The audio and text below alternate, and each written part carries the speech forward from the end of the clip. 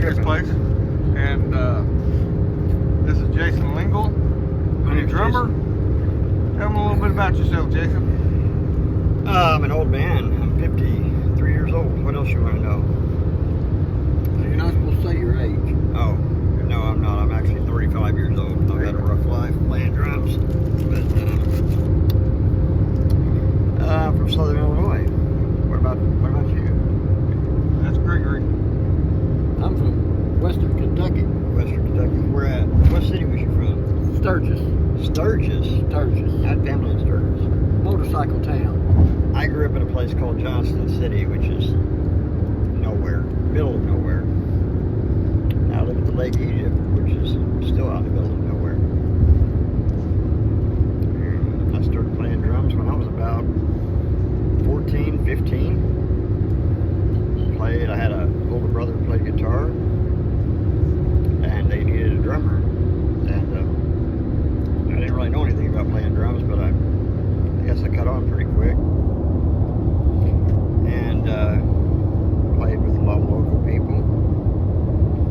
Played everywhere now. Around the States, a few different countries. And How many countries?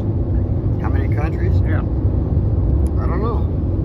Quite a few. Every time we stop somewhere, I always play. We have a house in the Philippines. I always seem to find a band there that wants to have a guy come in and play some drums. So, and I played with your brother a lot. We toured a lot of casinos and stuff like that. We played, I don't know, probably just about every state in the mainland. A lot of miles, a lot of years. Played with lots of people. Country, blues, rock, funk. How about you? Where did you start at? I didn't start playing guitar till I was 19. You're a late bloomer. Yeah, out of school. A lot of my friends didn't even know I played. And the other part are dead.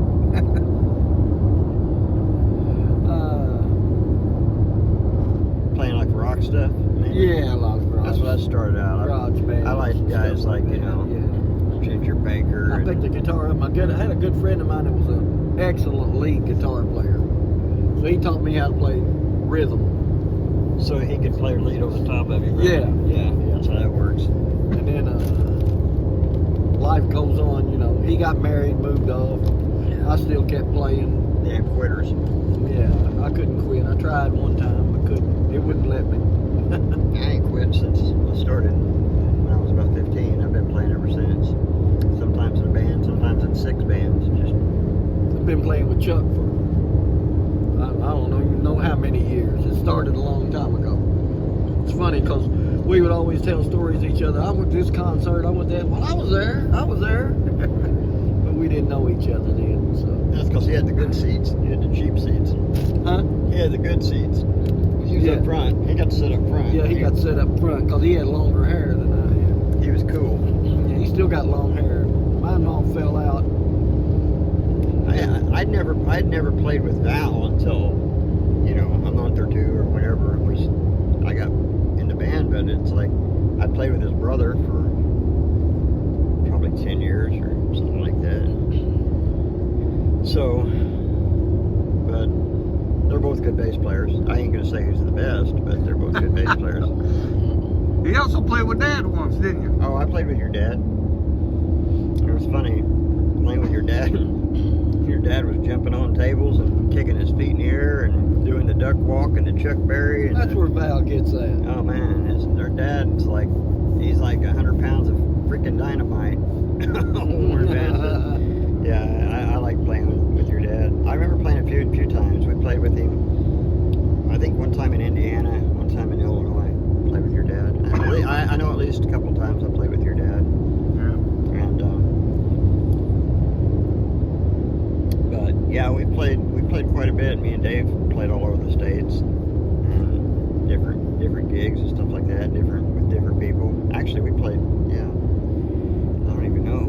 Long time, probably a good 10 years with him, and right before him, I didn't really play growing up. I was like more into, you know, like I said, I was into guys like Ginger Baker, John Bonham, Don Brewer, Mitch Mitchell, Ian Pace. That was kind of my thing. And then later on, one of your friends, Dave's friends, Dennis Plasters, I think at the time we was going to go do a show with Kendall Marvel, and I'm thinking around that time I was playing with Doug Superno. But anyway, I went and I played a gig or two with Dennis right off the bat, and I realized that country musicians actually get paid. So then I started playing country a lot, and it was beating, because I did play, you know, in local bands, Massive Funk and some different bands around, Blue Lava, I can't remember, there's a ton, and I played with a lot of guys, and I remember that, you know, we got paid, but we didn't get paid. The country guys always got paid. Yeah. We got paid, like, you know, back in the day, I'd be playing for $75 for a night and go play country and make, you know, $300 or something. I was like, geez, I thought you know, I was a high roller. I was really making some big money at that time, you know, for playing. Sometimes we didn't even get paid, you know, we was opening up, you know, doing rock and stuff and not even getting paid, you know, and you didn't care because, you know, they gave you free beer or whatever they would give you back then, you know. But you play rock, you take a vow of poverty. Yeah, I think so, you know, but it's you know, but then again, you're playing cool stuff. I mean, you know, you don't get to play Judas Priest in a damn country band either. You know what I mean? Yeah. So it's kind of like, you know, and in a country band, you're stuck playing, you're in Garth Brooks' hell, you know, you got to play whatever. And I mean, some of the stuff is really fun, especially when you got a really good bass player like a Dennis Plasters or whatever to play with, and, you know. We was having that conversation earlier. Dennis Plasters is probably one of the best bass players I've ever. Oh man, him and I was lucky to play. I played Massive Funk. Archie Dean is one of the, you know, again, Southern Illinois for funk, and Dennis for country for sure. Not that Dave couldn't play good, Dave, but Dennis. I was listening to old recordings the other night, and Dennis just, man, he was. Even David would tell you Dennis is killer. Dennis was smoking on that stuff. I didn't realize it at the time because I was playing really loud and I could only hear bits and pieces of the ones where me and Dennis had to hit, you know. I was listening to him, but I was in my own world. But when I go back and listen to it now, I realize how great of a bass player it was. And those guys make you better players, because I was playing around guys that were seasoned pros, and I was a new guy coming up the block, and I didn't, you know, I was really lucky to play with a guy like Dennis or Dino and some really good bass players back then. And now Val's got to be, you know, he's got to be in the top 5, right? I don't know. Top 5 what? top 5 what? I'm not going to say that. But anyway, no. So that's like, so if you figure from 80, say 86, 85, 86 to now, is that 40 years almost? 26 to 86, that'd be like 40 years. And I don't look like a day over 25, right? Yeah, it's all the good living. Huh? It's all the good living. Yeah. Good living, huh? It's this coffee that I'm drinking. I gotta say one thing. What we do takes a severe commitment to what we are. Traveling. Exactly. Traveling. And traveling. We for the last 10 years we've traveled probably 4 hours to practice, 3 to 4 hours to go to practice ourselves. Well, Jason's got an extra 2 hours on top of that now, coming up to get to my place before we even head to Tennessee. Yeah, I got to drive to Kentucky and then head up with these guys to Tennessee. So, you know. So that takes a huge drive, huge commitment to do something like that. But it's the fun. Yeah, it's the and enjoyment. In order to do anything in this world, you have to commit. You have to do that. You have to. If you want to play covers and do that, that's fine. But you'll never go nowhere other than that bar and the end of the night. It takes commitment. Oh, it's things like this to go the next step. It's definitely a commitment.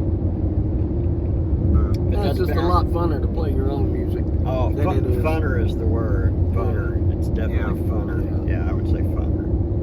You can enjoy it more.